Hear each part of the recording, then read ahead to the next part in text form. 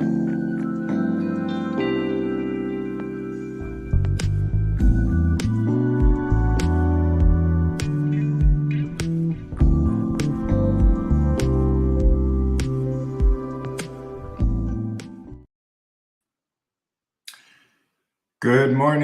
morning, everyone. Do you remember me? I was here on the very first day of this course. I was the original evil mastermind behind this course. And then I had this year a special series of colleagues and friends who helped me along the way. And so today we're going to look at where have we been and where are we going and where are we right now? I can tell you where I am right now. I'm in the southern part of the United States where it's starting to get colder. And as I understand it, there it's starting to get warmer. And hopefully we're just warming up right now in this class. And hopefully you are just warming up in your academic careers as stars in academia with great impactful publications. And the course covered lots of ground. And as you remember, we spent a lot of time, I assume you spent a lot of time talking about the introduction section. And then we went to the methods section, talked a little bit about results and a lot about the discussion section.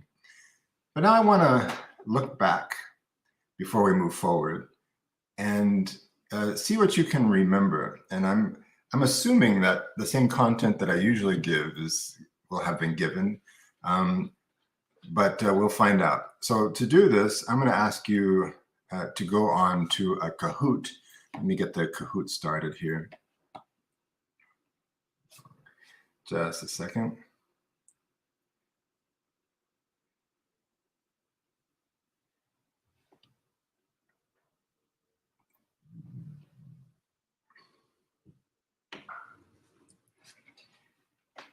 Okay, so what you're going to do is you're going to get onto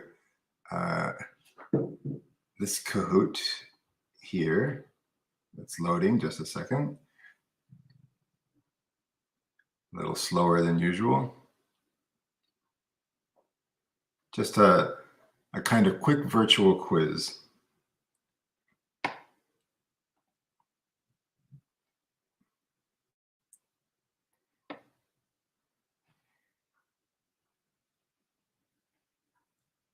There we go.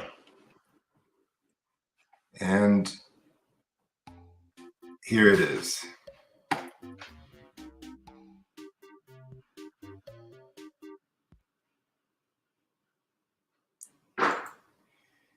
So what you're going to do is you're going to get onto this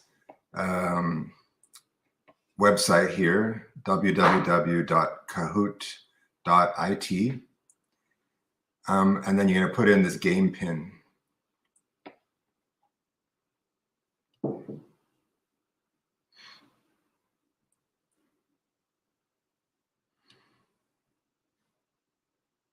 I see that Pedro, Bianca, and Murilo have already got on.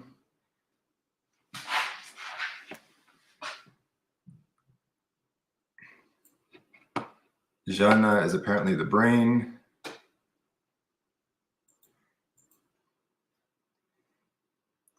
I think that people just receive random assignments of avatars.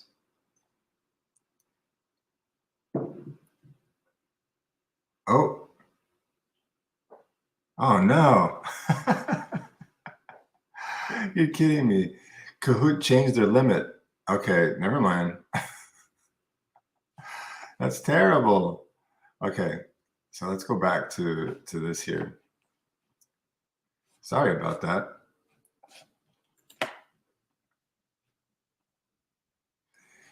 Okay, I got everybody excited about the quiz, and apparently there's a limit now.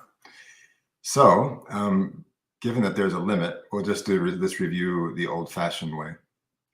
Okay, so The first thing I wanted to review was the concept, this concept here. You may recall that this slide was used to talk about how people, if your language is not English, or at least not the one that you grew up with, then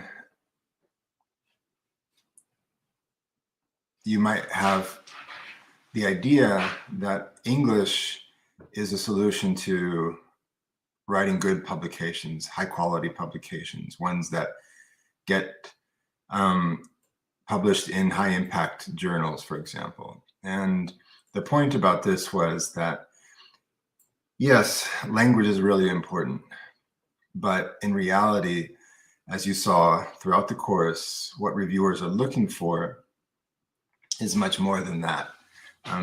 English is sort of the minimum. These days, you can have ChatGPT fix your English, but what ChatGPT can't do is fix if your research questions are good. It can't fix if you chose a good research method. ChatGPT can't help you remember what exactly you did in your method section and explain why you did it that way. ChatGPT is not good at helping you position your research in dialogue with other research in the same area, comparing your results to those of others in a critical way, using hedging and so on. And so all of those things that I just mentioned and many more are things that we talked about in this course. There are things that the journal reviewers are looking for, and there are things that go beyond English. And so that was one of the first points made in this course, is that this course is called Academic Writing in English, but in reality, it's much more than that. And English alone doesn't really save anybody. Okay.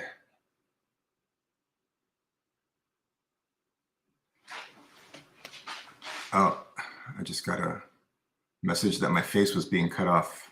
Okay.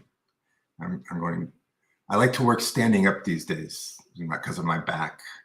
And so I didn't realize that was cutting off my face. And by the way, this background here is virtual. It's still kind of nighttime here, not nighttime, but dark. And so if my background looks a little funny, it's because it's virtual. Here I work, my institutional affiliations with the University of Oklahoma, and you're looking at the University of Oklahoma's campus in the background here. All right, so the next thing I wanted to review with you was this image here. Did you see this image in the course or something like it? Maybe Raquel can confirm if this image was featured in the course somewhere. Hello, good morning, everyone. I believe one of my colleagues have mentioned about the dancing process of the writing and how important it is to dance the dance, right, Ron? And know the right steps and know the movements. And so, yes, one of my colleagues have applied and showed this image. It was not me, but yeah. Oh, good. All right.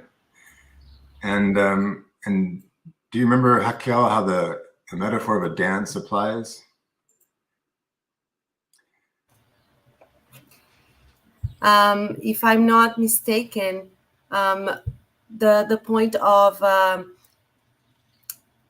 knowing my movements, knowing what is expected for me to dance that movement. I remember in previous talks regarding you mentioning the styles of the dances, mentioning salsa and samba, that I should know the movements according to that dance style. And connected to writing, it is expected from me to know the movements of an academic writing so that I can dance accordingly. Yeah, that's right. And there's a certain degree of predictability to it, right? So if you're expecting me to dance salsa, then you have been through that dance before. If I'm the leader and you're my partner, you've been through that dance before, and so you're expecting certain movements and certain signals in those movements. And so that predictability is important because people, when they're reading an article, they will be looking for those movements. And if they don't see them, or if the movements come in strange places, that causes a negative effect.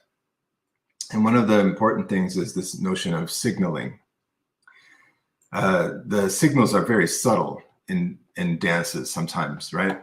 So, I mean, I'm not a great dancer, but I have danced before with partners, and I know that sometimes it's a matter of just a subtle movement of the hand, and the person knows that I'm going to try to spin them, for example, or turn them in a certain direction.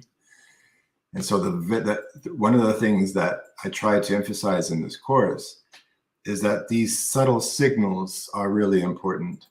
And that happens in the introduction section with cars. That happens in the discussion section with those ingredients, those elements that are common.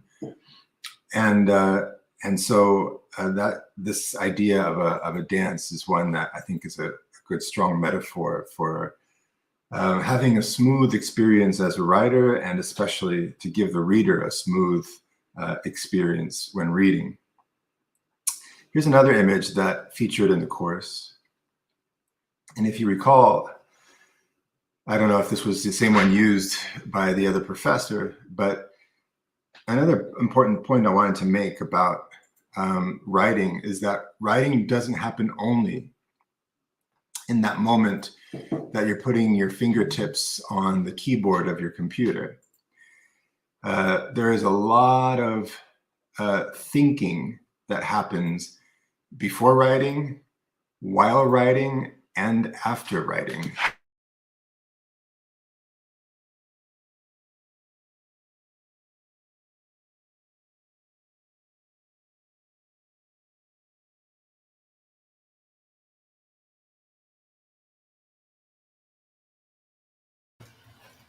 And I will talk while Professor Ron seems that his internet connection was not good.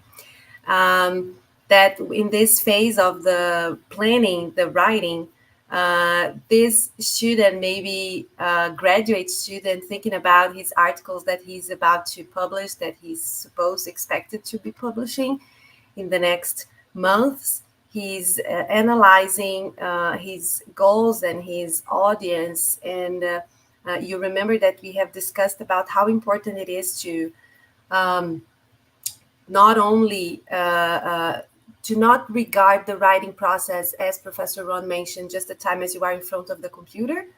There's a lot of things that happen before the writing, and that should not affect your emotions regarding that.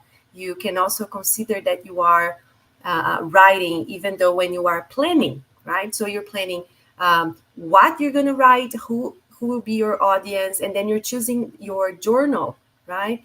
You're choosing the journal and you're analyzing the requirements for that journal.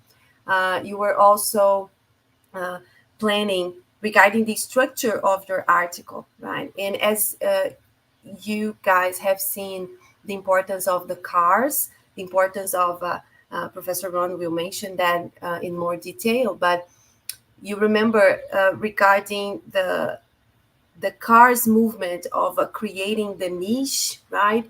Of maybe opening a question in your introduction, like you can set your goals as opening a question that will be answered through your paper, or sharing with everybody that you will have, there's a gap in that area, in that field, that you would, that during your paper, you'll be answering that.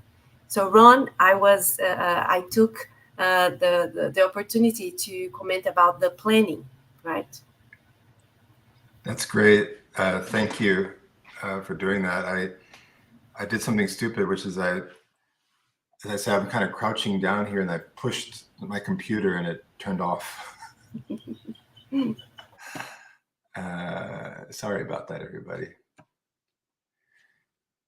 Let's see here. Let's go back. Thank you for saving me, Raquel. Anytime.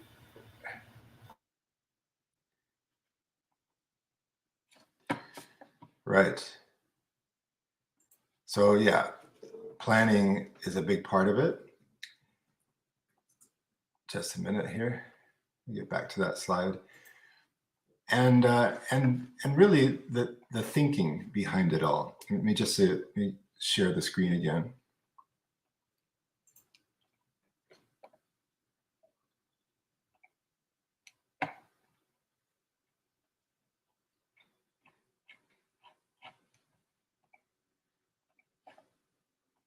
Okay, so I'll try not to drop this anymore. You know, one thing that I notice is a common attribute or feature of people who finish their PhDs, and many of you are finishing your dissertations now, or your theses, is that years later they look back at that work and they think, gosh, I have changed so much since that time. I know that for a fact with myself. I rarely look at my doctoral dissertation because even though it was good work at the time, I have evolved as a researcher since then. And so when faculty, so university professors, when they turn their dissertations or their theses into published works years after they finished it, because in many contexts they don't immediately turn their work into publications, what they find is that they've changed the story. They go back and they have changed as researchers, and so they change the story.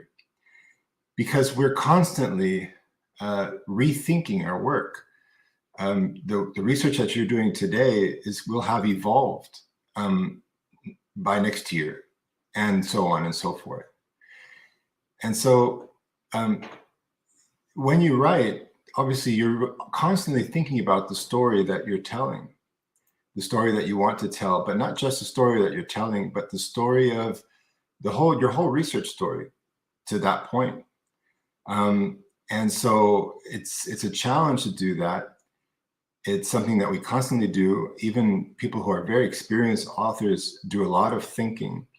And so when you're writing, it's not only the writing that you're doing as you're sitting down in front of the computer, but when you're thinking about your writing, sometimes that makes the biggest difference. All right, so next. That leads me to the idea of retelling a research story. And that was another point that was really important in this course, that at the end of the day, you want to make sure that your reader is getting the big picture of the story. But the irony is that to get the big picture of the story, of the research story that you're telling, you have to deliver very subtle signals sometimes. And those subtle signals, which are in the way of words, sometimes like words like therefore or however can be a signal, but also any character that you introduce, just like you introduce characters in a story, any character that you introduce can be a signal. And in the case of writing research, a character can be a new instrument that you bring in, an author that you talk about, a method that you mention, any little element that you bring into your research can be a signal. And so anything that is not of real relevance to your research, you have to be careful of. This is what I call centrality. You already talked about in this course, or you already learned about the idea of claiming centrality. And you've learned about cohesion and coherence. But I also have another C that I like to talk about, which is of centrality. How central is the character to your story?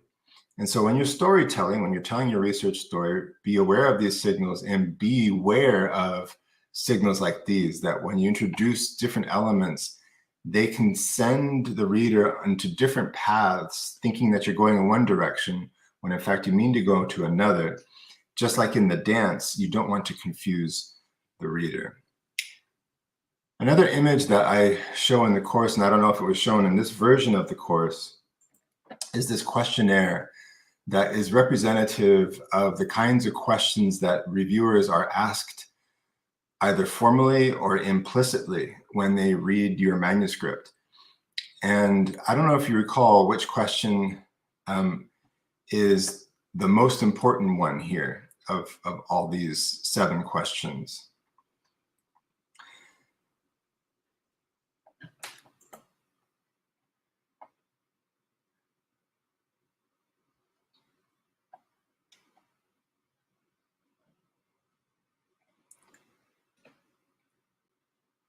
And if you answered the first one, you're correct. This is the number 1 most important question. Does the manuscript contain new and significant information to justify publication? This is the question that if the reviewer says yes, you can already begin to open the champagne. Because if you have 2 reviewers that say yes, you can begin to open the champagne, because that means that you're probably going to get published. That's the number 1 question. One of the least important questions here is the last one. Is the language acceptable? Because as I think is mentioned in the course, if a reviewer says yes to, yes, the language is acceptable, but says no, there's no new information here, then that's a rejection. On the other hand, if the language isn't acceptable, but it does contain new and significant information, you still have a foot in the door. There's a good chance that the reviewer and the editor specifically will see that the manuscript has a chance. So that's why in this course, we looked so carefully at the introduction section, because it is there where this question is answered, or is at least begun to be answered. To that is the research justified? Are the questions interesting enough for me to read further, that it promises to advance the field? And then, of course, when you get to the discussion section, you kind of seal the deal there. But it all begins with this question here. Another image that I use in my course is this one, which is I tell a story about how my father used to sell vacuum cleaners as one of his first jobs when he was a young man. And he used to vacuum the homes of, he used to offer to vacuum the homes of people, or part of the home of people that he wanted to sell the vacuum cleaner to, because that way they could see how good the machine was. And the model that my father used to use, he told me, used to have a transparent tube here, so you can see all the dirt coming up. And he said that was an important technique, because the more dirt, the more of the problem that the owner of the house perceived, the more the convincing was the argument that the machine was necessary, it was warranted. And so, of course, in the course, the parallel to this is the more you can make a convincing connection of your research to a specific need, the more the reader will want to read more. But of course, when you do that, you also have to connect your research to an existing conversation. And this is what is called authorial voice. It's when the reader can hear what you are saying about the research in general that exists, what the reader can hear you talking about your position. How are you positioning your research in the introduction to justify the research, and at the end to how you position your with respect to all the other research that's been published. And so that leads me to another image, which is it's kind of a horrible image, but these are parachuters, or paratroopers, I should say, in the Marines, U.S. Marines, and they're coming down from a helicopter. The helicopter, in this case, the metaphor is that it is your central idea. It is your story. It is your argument. And from that central story, there is a line, a train of thought, and an argument, that is hanging down. And these people, these Marines, they are the voices or the other studies that you bring in that are supporting that. But the reason that this image, I think, is relevant and important is that, unfortunately, what a lot of authors do is you can't hear their voice, because this author is over here, this author is over there, these two are over there, and they're not clinging to your argument, they're not clinging to your story. Instead, what a lot of less experienced academic authors do is they bring in these different authors to simply show that they know about their work, and not how they are relevant to the work that you are doing or the work that you have conducted. This is a typical problem for people like yourselves, who are graduate students, people who are writing their master's dissertations or their doctoral theses. They are required to often demonstrate a broad depth, or rather a broad breadth of understanding. You're going to prove to a committee that you've read widely, you've read a lot, and you know a lot about your subject. They want to see that. And that's fine. That's appropriate for a master's thesis, for a doctoral dissertation. But when you're telling a new research story through the genre of research article, they don't care. They assume that you already have read widely. What they want to know is, how does all that reading apply to the story, the specific story you're telling? You're not trying to prove to a journal editor that you deserve a doctorate. You're trying to prove that your research is worthwhile. And so you have to be careful to make sure that the authors that you cite are clinging to your research argumentation, and you're not just citing for the sake of citation. This image also came up in the course, or I don't know if it did, but I assume it did.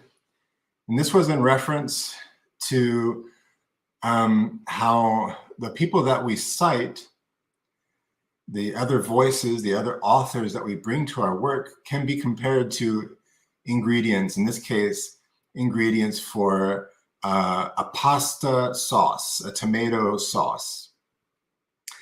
And a lot of people, especially people like yourselves who are students, have a lot of concerns about, how do I demonstrate original knowledge without plagiarizing? This is a very valid question. How do I demonstrate originality, novelty, if there's nothing new under the sun?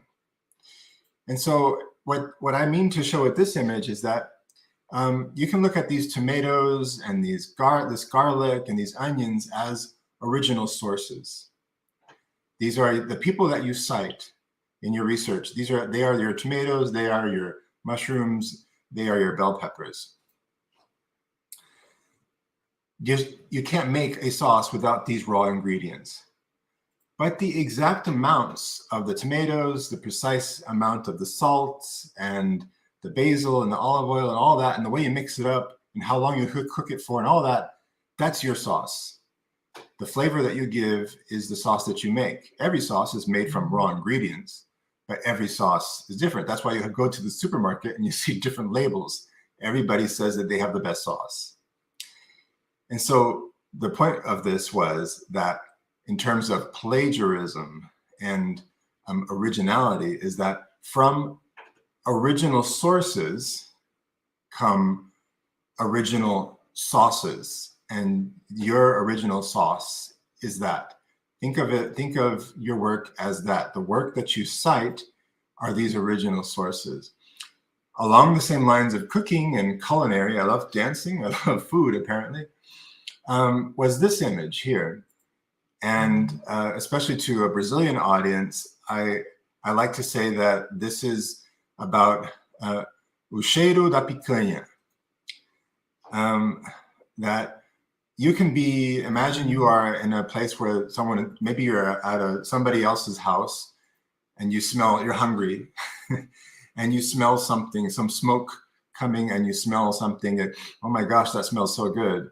And you can probably already tell what it is. Oh, it smells like picanha. Yeah, and then you start getting hungry. Well, that's the feeling that you want the reader to have with your work. Early on, when you're in the introduction section, the reader should already be smelling that picanha. And the picanha is, of course, the specific problem that you're addressing, or the specific issue or unresolved problem or question that the writer is addressing. That's the picanha. And the reviewer wants to smell that early on. They should be able to smell that early on. And that smell comes through with the authors that you cite, with the research that you're bringing in. They can smell, this person is building an argument about this issue here. I can smell it already. And they start salivating, they start getting hungry for that thing that you're going to cook up for them. They want to eat it. Unfortunately, what happens is that less experienced authors, they start throwing all kinds of different smells on here. They put some chicken, they put some shrimp, they put some salmon, they put, I don't know, hot dogs, they put, fruitcake on here, and they don't know what smell is coming up. They're kind of making them feel gross because there's so many smells coming. They don't know what, or maybe they smelled something completely different. They thought they were going to eat that, and actually the question is something else. So make sure basically that you get that picanha smell going early on in your research articles, and don't mix them up too much. Another image that you saw in this course was this one here. Or at least in the version that I teach, which is that too many doctoral and master's students try to squeeze too much information into their research articles. And the reason that happens, of course, is that imagine, a doctoral dissertation is something that takes at least 4 years. And you have to write, again, about so much. The sheer spectrum of themes that you bring into your work is very broad and appropriate for a doctoral student or a master's student to show that you've done a lot of reading and that you understand the field.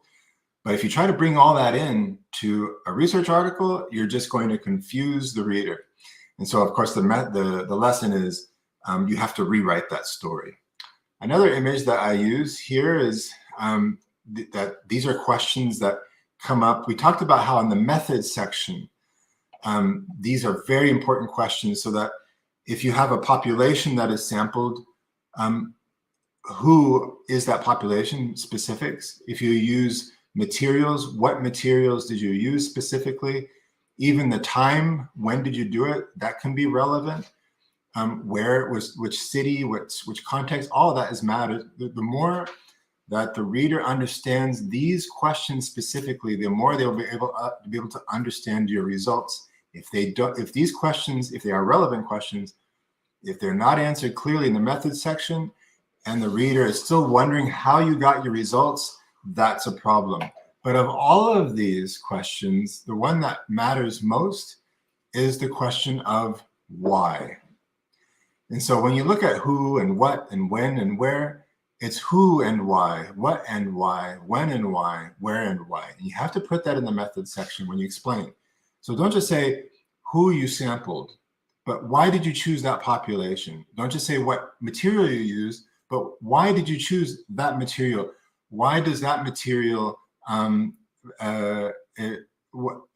is that material appropriate? And another question that's missing here is how. How does that answer the research question? When did it happen, and why is that still relevant?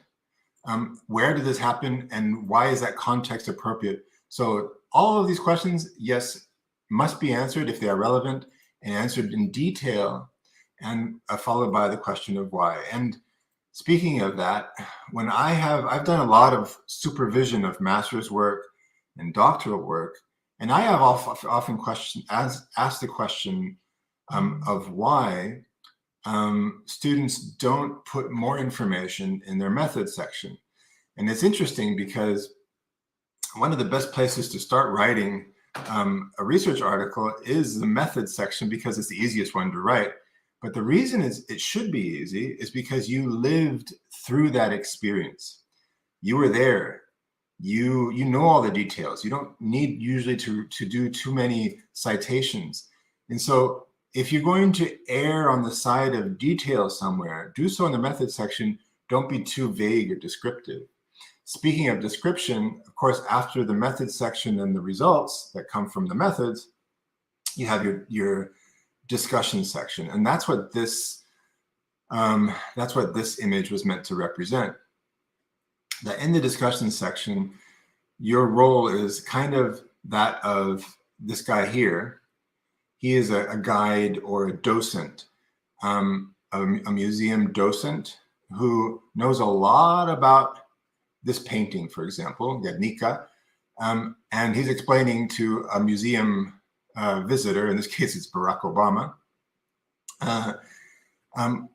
what this painting is about. Now you can imagine if Barack Obama was here alone, here with no help, no docent, he could stare at this painting and he would notice some things. He would notice, oh, there's like a bull over here and there's a horse over here and I see people screaming, okay, fine. But those questions here, these ones here, who, what, when, where, and why, and how, he will not be able to see for himself without very easily without the help. And so what this guy does, the docent does, he guides the attention. Oh, he'll say, notice over here, this is a blah, blah, blah. And the reason that the artist did blah, blah, blah was, and so on. He directs the attention. He guides the visitor to the points in the painting that he wants to point out that is worth more discussion. And that's what you should be doing in your discussion sections. And what unfortunately often happens is less experienced authors, they simply recapitulate their results and say, this is what we found, ta-da, without doing this whole exercise of what matters, what's important. And remember, the ingredients that are talked about are things like, how does your results connect to the results of others? What are the practical implications or the theoretical implications? What are the of this research? What are some of the limitations or delimitations? In other words, what were the things that your research was not able to answer? All of what is it? What do we still don't know? And how then does your research advance the field? All of these questions are relevant in the discussion section. They're dance moves expected in the discussion section. And so if you're doing a good job as an author, you're also being a kind of docent in that discussion section. This image features in the course as where you should invest your most time and attention. This pyramid represents 3 layers of how articles can get accepted or rejected. Obviously, if you have an article that has poor language, lots of mistakes, bad writing, and the research is bad, it's going to get rejected. But as we saw in that questionnaire, that reviewer questionnaire, if your research is solid, if you have very good research with interesting research questions, good method, good results, the results that seem valid because of the method and so on, then these other two here are less important. What they care about is the research. Unfortunately, what happens is that people have very good research. I'm sure all of you watching this right now have very good research because you've spent so much time thinking about it and working on it. And it's been very well supervised, I'm sure. But what happens is that in the writing process, some people don't do a very good translation of why the research is relevant. Even though it is relevant, it just, because of all the things that we just talked about, bringing in characters that don't matter, not being able to send the smell of the picanha, all of this. And so instead what they do is they worry about this, the research, and then they worry about if they're submitting an article in English, they worry about, oh, and is the language correct? Don't make that mistake. Here's where you need to really invest the time. And now you know where you can invest the time and how you can do it. In the introduction section, in the discussion section, that's where you should invest the time. Yes, language is very important, but also you should have learned and become used to in this class how you can become a detective, how you can find if the way you have formulated something is correct or not. There are various tools, and now with AI, it's becoming more and more common and are more and more useful and feasible for you to not have perfect English, whatever that means, and have a way of fixing that. But you can't fix very easily the blue part here or the green part here. The yellow part here, that's more easily fixed. So yeah, hopefully you have those tools now, or at least more of them than you did when you started the course. All right, a couple other important details I want to talk about before we close. But first, I want to ask if there are any questions about those elements that that I just presented.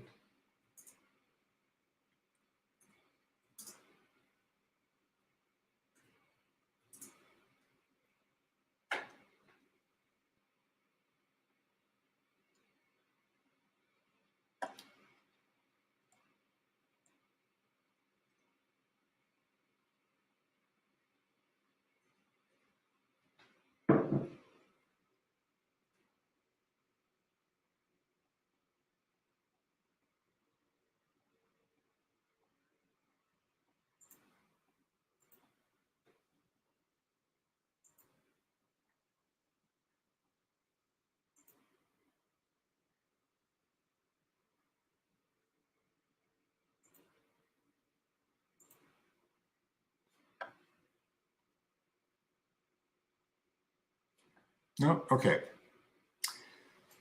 So one kind of final thought, or one of the final thoughts I want to bring into this is that right now you are probably in the stage of submitting your first article, or will soon. And one of the things I want to mention is that when you submit an article, and if you followed this course carefully, there's a good chance that you're going to get a reply from the journal that says, we want you to make some changes. And a couple of things to say about that. This is what's called a revise and resubmit decision. This is good news. Remember that if you get a revise and resubmit, it is good news. It means that the reviewers saw merit in your work, and they're going to have some comments. And believe me, you can be the most experienced researcher on the planet. Reviewers always have comments, things that they want clarified. things that they don't understand, things they want changed. That's okay. If it wasn't a reject and they asking you for changes, then it's practically reason to celebrate. But be careful, because one thing that makes it different for you as a newer research compared to one who has, whatever, 30 years experience publishing the research, is that because you have worked for years on your dissertation or your thesis work, that work becomes kind of like your baby. You care a lot about it. And so the other thing I want to mention is be careful not to take it personally and not to get defensive about the comments that reviewers make, because you need to kind of answer their questions carefully and dispassionately. And so what I recommend is that when you get that decision, and I'm sure that almost all of you will get a decision that says revise and resubmit, or some version of revise and resubmit, take a couple of days and think about it. Don't answer right away. If you have co-authors, or if you're writing with your supervisor, your orientador, then talk about it with that person, commiserate with that person, and then address the issues strategically. I do have a question here in the chat, which is, can someone be authorial without using the first person? So this comes from Fabiani. Can someone have authorial voice, and even though they're not present in using a first person pronoun, I? And the answer is yes, because my definition of authorial voice is not if you use I or we or third person. It's about how you bring in other voices and other research, the conversation that's happening in your area, the conversation that's happening in your discipline. You have to bring that in, and you bring it in selectively. But it's not about you referring to yourself. It's more about how you position yourself, your argument, whatever that argument is, with respect to that research. So, for example, for my master's work, I wanted to research two things, and there were two kind of different things, but bring them together. So my research involved vocabulary and reading thresholds. So first thing, vocabulary. Second thing, what are called reading thresholds. So with reading thresholds, and this is about reading comprehension, there's a lot of research that suggests that you need to know, say, at least 5,000 words in a language for you to have good comprehension of general texts. On the other hand, there is research that suggests that vocabulary is not just individual words, but multi-word sequences.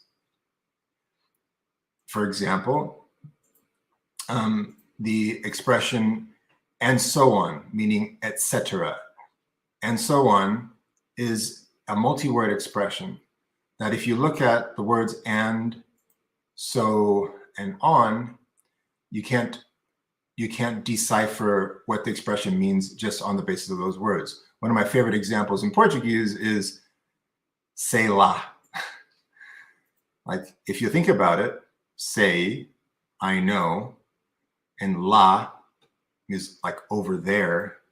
Now, how do you get to the meaning of sei lá from looking at sei and lá alone? But both of those are common words, just like the expression "and so on" it's made of very common words.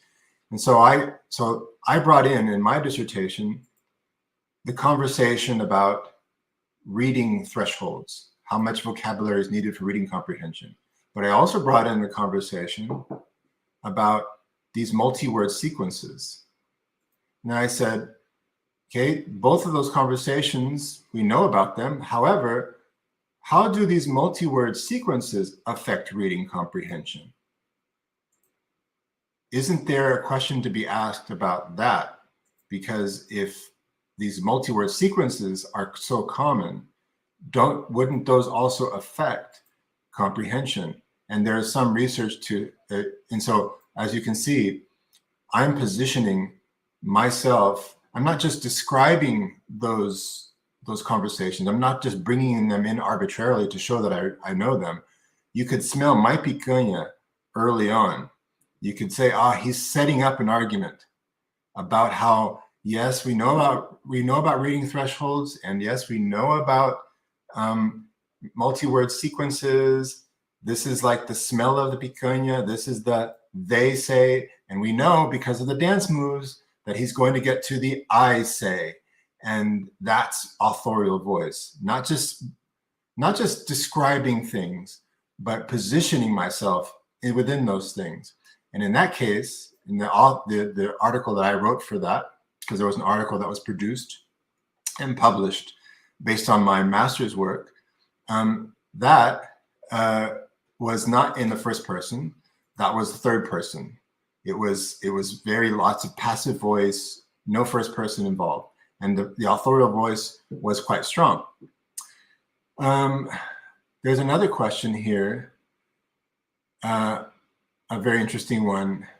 Does an article with multiple authors decrease credibility?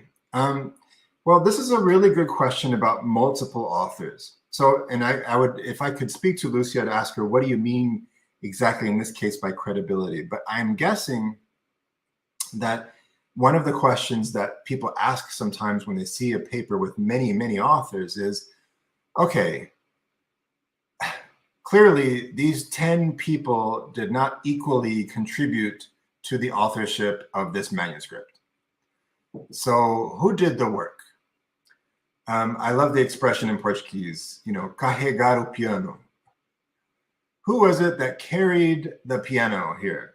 And there's always somebody who carries more of the piano than someone else. In the case of you, most of you, the graduate students, you are basically doing the heavy lifting. You are doing most of the piano carrying of the research and a lot of the writing, obviously, because it's you who have to show that you can do it. But in the case of a laboratory that has several people working, that can raise questions like, okay, is the first author the person? So what many journals are encouraging now, and some journals are actually requiring, is an authorship contribution statement, which discriminates exactly who did what specifically did each person do. And even if the journal does not require this, if you have a paper with multiple authors, I encourage you to put this statement in your manuscript after it's accepted. You can find many examples of this online. Just look up author contribution statement, and there's also something called credit, C-R-E-D-I-T. Credit is an acronym that describes different roles, authorial roles that people can have, ranging from writing and reviewing the manuscript to simply conducting data analysis to et cetera, et cetera, et cetera. And that can help increase the credibility or the validity of the authorship, because it adds transparency as to who is responsible for what.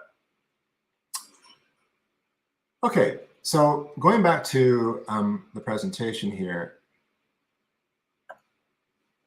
and now we're in the final stretch, really. I want to talk about the stress of academic publishing a little bit.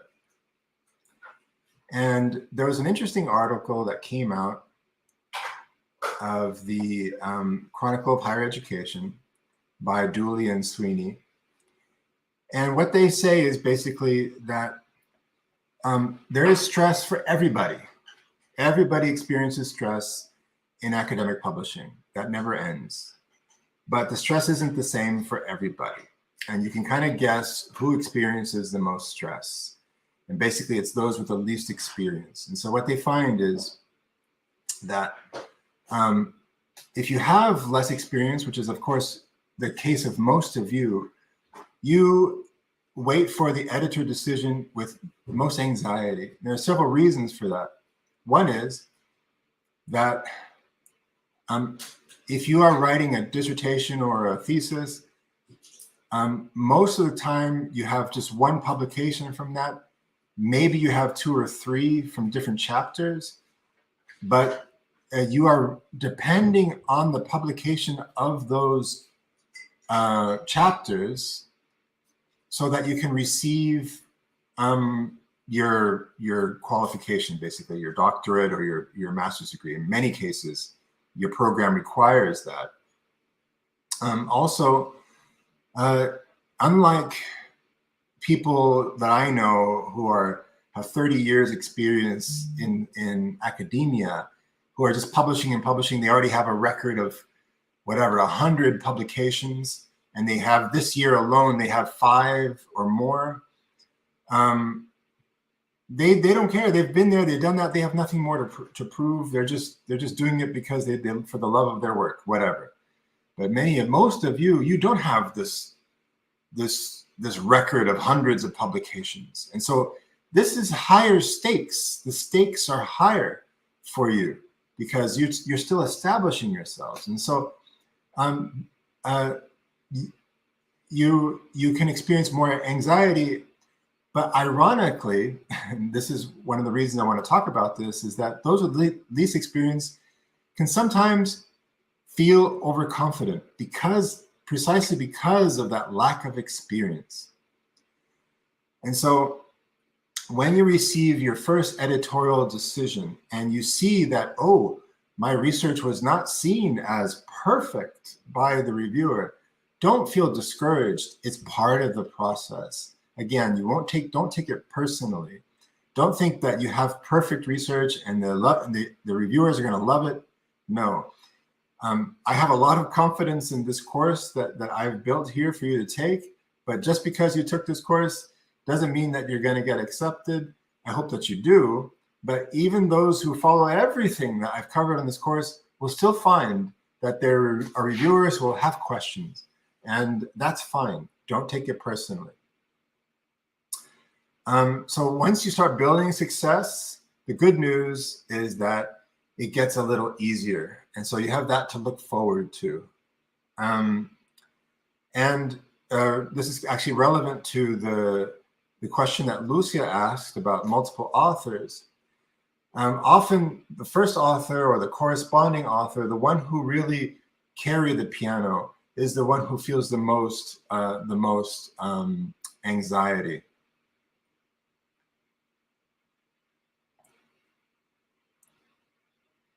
And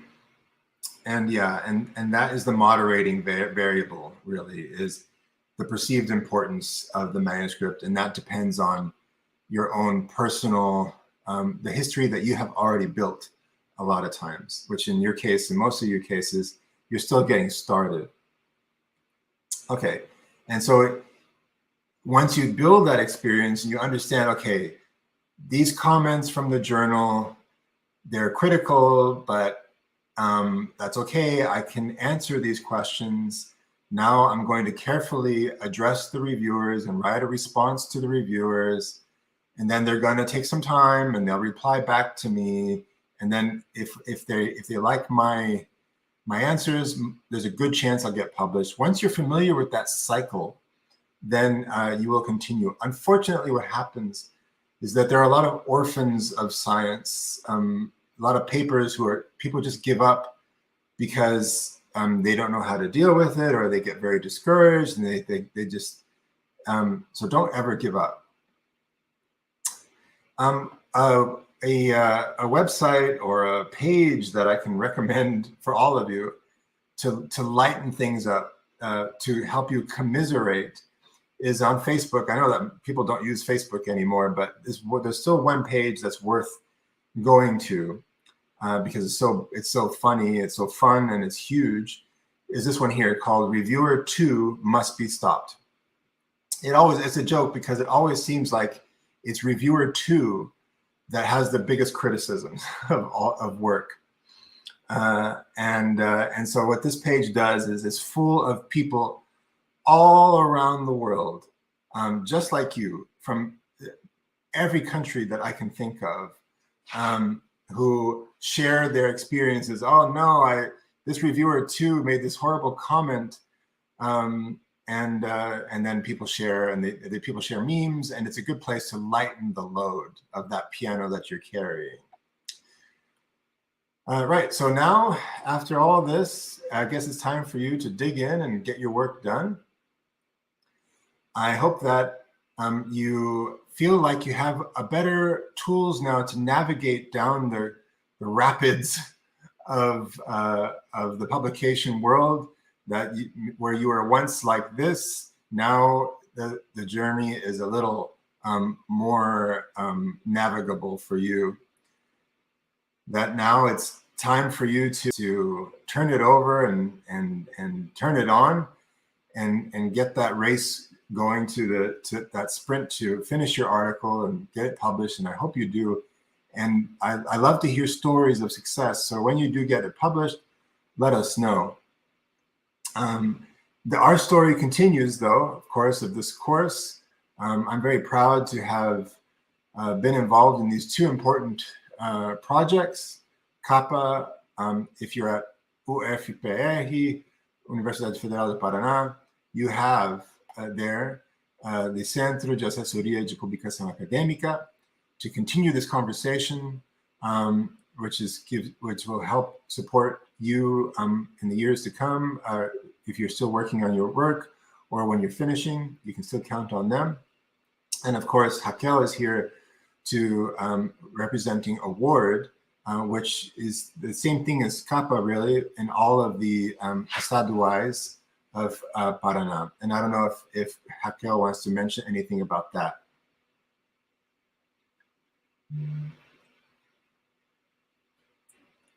It's been a pleasure to work on this project, and we have learned a lot, the people that work on the award program as well, and that we are all together helping each other, helping graduate students, and helping even other professors and other graduate students and undergraduate students to work on the writing part, not only on the language, recapitulating the pyramid, as you mentioned, and that the work that each state university is willing in this project is not only to work on to reveal the paper, but also not only the translation process as well, but to work on the writing and discuss with the authors when we see something that could be improved. We will suggest, we will ask questions, we will make sure that some very important phases and parts of the papers are there.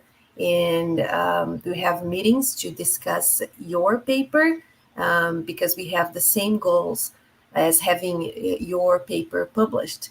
And so it's been a very nice path so far. And I'm here in the name of all my colleagues, coordinators, that we are here to help each other. And I can tell you, Raquel is an amazing coordinator and really is, just like me, a dedicated professional, dedicated to helping your scholarly voices blossom. And so I'm really grateful to Raquel and everybody that was here in the course. Before I close, though, there's one really interesting question from Cleusa. And she says, the articles that were analyzed during the course were all from areas linked to informative and technical topics. What if it is in the area of literature? Does the essay genre only allow subjectivity, or can it be used in scientific articles as well? So in scientific articles where there is subjectivity, more subjectivity is in the introduction, but especially in the discussion section. That is where you have more subjectivity, because you are helping the reader try to interpret your results from your lens, from the lens of a reader, which of course, as you as the author, which is subjective. You're trying to kind of elaborate on possibilities. I love the word in Portuguese, potencialidades. You're talking about potencialidades there of your results in the discussion section. So therefore it is very subjective. And so for that reason, that you do have subjective parts in the scientific article. On the other hand, if you are not writing an IMRAD type of article, and of course the IMRAD, the Introduction, Method, Results, and Discussion article, is presented more in this course, because that is the one that is sort of more representative of like most disciplines that are not in the humanities. But in the humanities, you have to write kind of, as Cleosa points out, a kind of more essay style. However, the same principles apply. You take the IMRAD structure and then you exclude basically a method section and the results section, and then you have basically the same structure in all articles, including humanities, because you have to make it clear why you are writing about what you're writing about. You have to justify to the reader, why is this worth reading more? What are you saying in this essay that hasn't been said before? So that's your kind of research space. Then the rest of the essay is a combination of a long introduction and a long discussion section. And so you kind of build arguments throughout,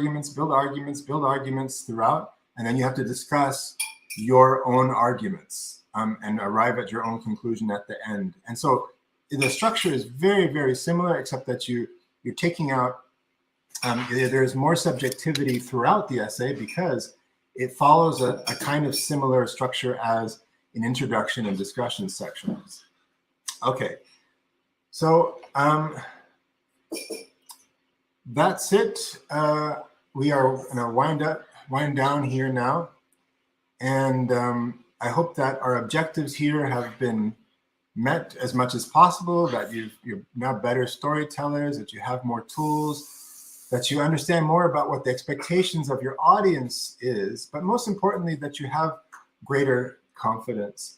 I always like to close by saying that this course was designed to not just for people to improve their academic English or their academic writing, but to communicate that research to the world. And that research, at the end of the day, is all stuff that is going to that contributes to making our world better. You are all collectively contributing to make our world, our society better in many different ways.